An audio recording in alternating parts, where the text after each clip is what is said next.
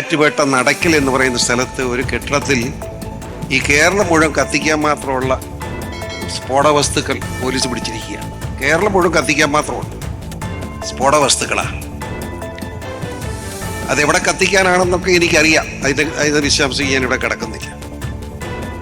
ഇതെങ്ങോട്ടാണ് ഈ രാജ്യം പോകുന്നത് എനിക്ക് മനസ്സിലാകുന്നില്ല. പെൺകുട്ടികളുടെ മുക്കിനെ പറ്റി പറഞ്ഞാൽ ഞാൻ ഇവിടെ പരസ്യമായിട്ടൊന്നും പറയുന്നില്ല. വളരെ ഗതികെട്ട നിലയിലാണ്. 400ഓളം കുഞ്ഞുങ്ങളാണ് ലവ് ജിഹാദിലൂടെ നമുക്ക് നഷ്ടപ്പെട്ട. പറഞ്ഞാലും ഇന്നലെ ഒരു കൊച്ചു പോയി, പെക്കൊച്ച്, വയസ്സ് 25. ഇന്നലെ രാത്രി 9:30 പോയത്. തപ്പിക്കൊണ്ടിരിക്കുക.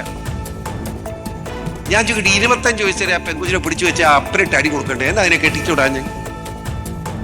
നമ്മൾ ചർച്ച ചെയ്യേണ്ട ഒരു പ്രശ്നമാണ് അത്. എന്നോട് ക്ഷമിക്കണം ഞാനിത് പറയുമ്പോൾ. നിങ്ങൾ അതുകൊണ്ട് ചെയ്യേണ്ടത്, ക്രിസ്ത്യാനികൾ നിർബന്ധമായി ഒരു 24 വയസ്സിനകം ഒരു പെൺകുട്ടി ഉണ്ടെങ്കിൽ കല്യാണം കഴിഞ്ഞിട്ട് പഠിച്ചോട്ടൊരു കുഴപ്പമില്ല.